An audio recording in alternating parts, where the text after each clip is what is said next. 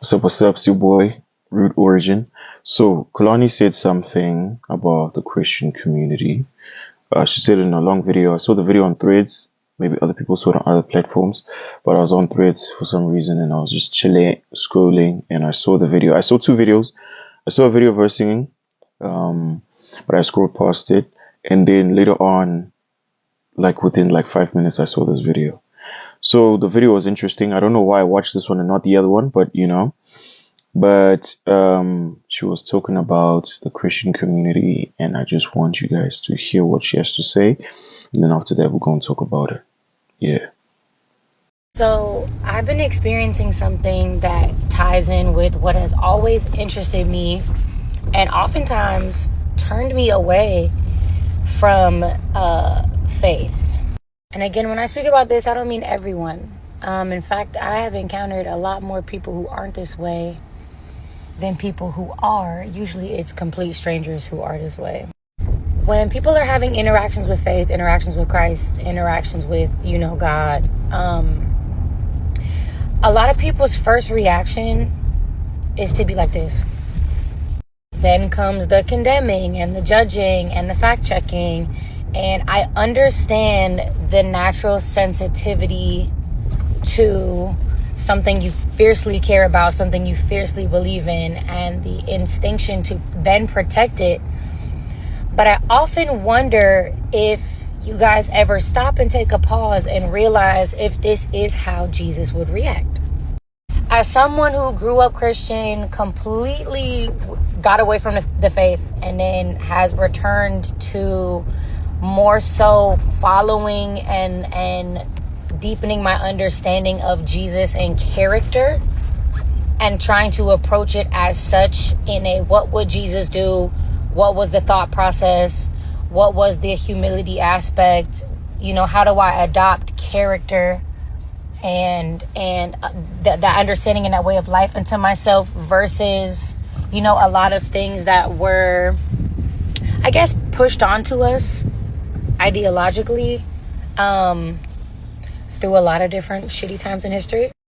The main questions I ask myself that have brought me into my faith again have been, what would Jesus do, right? What is God if not love, okay? How does love react in this situation? How does choosing love, choosing grace, choosing betterness, choosing wellness, choosing peace, how does that look in my daily life versus this instinctual? There's a video of me singing gospel going around, and again, I grew up Christian straight away, and then have come back around to finding my steps back towards having faith, which was the most important thing to me, was living with faith again. I was faithless for ages, and living with faith again was what was important to me. That was it. Living with faith, having an undeniable, beautiful, overflowing faith that if anything was going on in my life, my instinct was to then turn to God, because I lost that. And the reaction that's been spinning me has been, oh, well, anybody can sing about Jesus. Let's see if the fruit speaks. And my favorite response to that was, well, did you even pray for her first to have godly fruit before you said this? And I feel like that is an overarching thing that needs to be just in the mind at all times, is my first action needs to be an action of God, an action of what Jesus would probably do, which would be to encourage and to pray and to wish wellness and to be kind first. And then, maybe have my judgments in private. Because then it's also like, isn't the goal here for everyone to find the love of God? Isn't the goal here that, I assume the goal is, that's what, you guys say sometimes. The goal is for everyone to realize they're a child of God and to find faith. And notoriously in the Bible, Jesus didn't do any of that by force. All Jesus was love and standing in that, and people became inspired, and also working miracles. And since none of us are God and can work freaky deaky miracles, The least you could do is be kind and encouraging. The least you could do is be an example. The least you could do is walk in such a bright and shiny and beautiful way and let your fruit speak, that maybe it's inspirational. And maybe people will look at you and say, man, clearly something about them means that what they're doing is working. Clearly what they believe in works so well that their peace is infectious, and their kindness is infectious, and their joy is infectious, and their unwavering faith and belief that anything is possible with God. Clearly it's working. Clearly maybe that should be what inspires me. And again, I've met a lot of people whose faith really does inspire me. And those conversations have been what have encouraged me the most. And I think, that's the fruit that I want to seek, and that's the fruit that I want to embody at some point. And I'm rambling, but you get it. Well, Kalani's talking about how when she said when people have interactions with God or in interactions with faith, people's first, like Christians' first reaction is not necessarily positive. But I'm gonna relate it to her because she makes music, worldly music to be exact. So I would understand why people will be shocked why if she, comes out and starts singing or talking about God and things like that, mainly because she makes worldly music and it'll be quite a shocker. Now, I'm not gonna lie and pretend like whenever I see artists or hear artists that make worldly music talk about God or sing about God, whenever I hear stuff like that, I normally I'm good. I don't hate them or anything like that. I'm just good. The reason I'm just good is because I don't like it when two things mix together that aren't supposed to be in the same pot. You know what I mean? You make worldly music, we preach other things. It's one of those things that we don't mix. And because we don't mix, I don't want it in the same pot. I don't necessarily think that person who's making the Christian songs or is talking about God, I don't think it's not like that person hasn't changed or that person hasn't become better or that person isn't trying to change or trying to become better or trying to accept God and Jesus Christ as their Lord and Savior. It's not like that person isn't trying to do that. It's just I'm not trying to hear that. And I'm not saying what I'm saying is right or what I'm doing is right. I'm just saying because that person comes from that side of the world, I don't like to associate myself with that side of the world on my side of the world, if you know what I'm Then saying. comes the condemning and the judging and the fact checking. And I understand the natural sensitivity to something you fiercely care about, something you fiercely believe in, and the instinction to then protect it. But I often wonder if you guys ever stop and take a pause and realize if this is how Jesus would react. Another thing I want to talk about is how everyone always talks about, what would Jesus do? She said, how would Jesus react? Things like that. I don't think those things are fair because we aren't on the same level as Jesus Christ. What she could have said, or what people should say in general, is how will the child of God react, or what will the child of God do, and not have it as a weapon to police people to be like no, because people always want Christians not to be human. You know what I mean? People always want Christians to be like this perfect thing, to be like, no, you shouldn't be angry, you should never be at fault, you should never be like. It's just like, come on, man. That what does that even mean? So we can't be human beings. Leave the notion of Jesus Christ to Jesus Christ and give us the notion of being like Christ. It's not the same thing. Jesus Christ is perfect. The Lord is perfect. We aren't perfect. Okay, the mission should be for us to become better. Okay, to be like Christ, to be almost perfect, but we won't be perfect. You know what I mean? It's just something that we'll strive towards. But bullying Christians into saying things like, nah, how would Jesus react? Like sometimes we don't have that thing in the heat of the moment to react accordingly. That doesn't mean how we react is right. No, it's wrong, of course.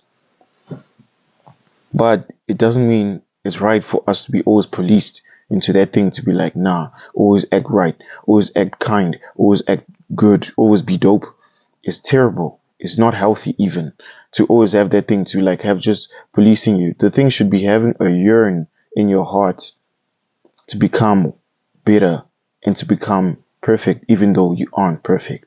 Not the same thing. Someone who grew up Christian completely got away from the faith. First of all, I think she means like she grew up in a Christian household or she grew up in some sort of Christian environment. To grow up already saved doesn't make any sense. And then has returned to more so following and deepening my understanding of Jesus and character, and trying to approach it as such in a what would Jesus do, what was the thought process, what was the humility aspect, how do I adopt character and that understanding and that way of life into myself versus a lot of things that were, I guess, pushed onto us ideologically through a lot of different shitty times in history. The main questions I ask myself that have brought me into my faith again have been, what would Jesus do, right? What is God if not love? Okay, how does love react in this situation? How does choosing love, choosing grace, choosing betterness, choosing wellness, choosing peace, how does that look in my daily life versus this instinctual? There's a video of me singing gospel going around, and again, I grew up Christian straight away, and then have come back around to finding my steps back towards having faith, which was the most important thing to me, was living with faith again. I was faithless for ages, and living with faith again was what was important to me. That was it. Living with faith, having an undeniable, beautiful, overflowing faith that if anything was going on in my life, my instinct was to then turn to God, because I lost that. I actually don't have a problem with it, believe it or not. Mainly because your relationship with God when you're Christian is probably the most important thing. A lot of people try to have a relationship with God through other people, but no, it's mostly just about your faith, okay, and only your faith, and then everything works from that. If you have this thing where like you have a relationship with God for other people, for your church members, for your parents, for your brothers, for your sisters, and stuff like that, mostly doesn't work. It has to come from the heart, and it has to come from a personal connection with God. So building your faith, extremely important. Building your faith helps you have confidence in yourself, have confidence in the world, have confidence in situations, have confidence in the storm, have confidence in everything. When you build your faith, it also helps you have a better connection and have better insight on God's character, things like that. But if you don't build your faith, you have a certain level of disconnect between you and God. You always be the type of person looking for signs, looking for things like that. It's not healthy, it's not good. And your relationship, if it keeps on going like that, it will just go nowhere. You'll just be at a point where you're always asking and not necessarily living in the word. You'll just be asking. So, yo. And the reaction that's been spinning me has been, oh, well, anybody can sing about Jesus. Let's see if the fruit speaks. And my favorite response to that was, well, did you even pray for her first to have godly fruit before you said this? Say you can't pray for people to have good fruit. You have to produce good fruit. Okay, so when they're talking about her fruit, it's talking about like the fruits of your labor, the fruits of your works. It's another way to prove or for them to have affirmation or confirmation that she's Christian or she's changing or she's becoming better or something like that. It's for her to prove herself to them. She doesn't necessarily have to do that, but if she wants to become a leader in the word, she have to do that. It's just a natural thing. Jesus Christ did it by performing miracles. He also did it by giving counsel and providing correction when it was needed, and also proving that he was the Son of God. So there was also things like that. Good fruit is essential. Good fruit is essential for people to know you by your works. We don't know her by her works. And I feel like that is an overarching thing that needs to be just in the mind at all times, is my first action needs to be an action of God, an action of what Jesus would probably do, which would be to encourage and to pray and to wish wellness and to be kind first. Now, she is right, by the way, but she's not taking into account the fact that she's, a star. She's a commercial, she's a commercial artist. So it's one of those things where like we can't, we should, but not everyone can, just like unsee that and then just be like, okay, she's trying to become better. You can't just unsee that. You know what I mean? And Khelani is different because Khelani's music is not as provocative, even though it's, but then if it was like Nicki Minaj or Cardi B or something like that, like best believe like 90%, not even people who aren't Christian will be like, what are you doing? You know what I mean? So it's just one of those things where you can't just necessarily accept that, you expect that from people when you're a commercial artist, like directly. It takes like time because we don't have that image of you because we already have an identity that we associate ourselves with you, you know, as a worldly artist. So it's just one of those things. So it doesn't happen like by default. It just doesn't happen like, oh my word, like, oh, when she's saying these things, or she's singing about the Lord, we're supposed to be like, automatically be like, okay, she's coming to us. Like, it's one of those things, just like, what's going on here? It's just one of those things. It's normal, it's natural. You don't expect a lion to be a vegetarian. You don't see a lion in the street and be like, oh my word, maybe it wants me to pet it. Like, your direct image of the lion is like set in your mind, like, okay, this is an apex predator. How do I approach the situation? However, just because there's a lion there doesn't mean it will eat you. It doesn't mean that. It just means there's a lion there. And with her situation, mainly because I know Khelani is not a provocative person, because Khelani's character is not a bad character. She may be making worldly music and stuff like that, but Khelani is not provocative. She's not messed up, you know. So because of that, I can look at her and be like, I bet, okay, she's changing, she's becoming better, she's accepting the Lord, she's growing in her faith, all of those things. I can look at her and see that because she's not provocative. But then it doesn't necessarily mean like I don't have that thing to be like, oh, she's coming to us, let's accept her with open arms. I don't have that thing for everyone, and she needs to understand that, as a commercial artist, like, people already have an image associated with your brand, so they won't necessarily see what you want them to see straight away because of the identity they already have of you in their minds. You know what I mean? Because then it's also like, isn't the goal here for everyone to find the love of God? Isn't the goal here that, I mean, I assume the goal is, that's what, you guys say sometimes, the goal is for everyone to realize they're a child of God and to find faith. The goal is for everyone to find a lot of love of God. The goal for us is to preach the gospel. The goal will always be the goal. Bring people to Christ, or bring people to God through Christ. You know what I mean? That will always be the goal. But never forget, that you are something that is outside of our psychologies as right. It's not something we can just jump towards. But she's not wrong. Everything she's saying in the context of the fact that, as Christians, we should be welcoming of what she's doing, and she's not wrong. But again, she comes from a life that we don't know. Oh no, no, no, she comes from a life that we are told and taught not to accept. So there's that. There's still that. So don't necessarily expect things like just like handouts to be like, okay. In conclusion of this video, judging people who are trying to get close to the Lord is wrong. We all know that, or we should all know that.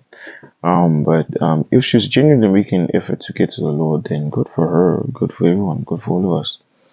I never looked at Khelani as a problem artist. It's just worldly music be worldly, bro. And I don't necessarily listen to a lot of her music, but I've always heard it. Because the reason I'm saying this for her specifically is because I remember when we were still kids, there was a show on TV, and Khelani was on the show. And I remember just looking at her, I'm like, damn, this girl's good, I just saw like a light. I remember when I saw her, on TV, and I was just like, this is really this is a God gift here. This potential, and she was cute as well. I don't know. Maybe I had a little crush on her. I was a kid, so you know. But I remember her being like just when I saw her, I saw a good child, or a good person. I don't remember how old she was. I think she was a teenager and I was still a kid. I don't know. But I remember her just like I just didn't see anything like wrong with her. I just saw like a really good person. And as her music started, as she started becoming popular, I never really found her music. I found her music provocative, obviously, but I never found her provocative. You know what I mean? I never really found her as this problem child who was also always seeking to like mess up the world. For her, I think music was just a career.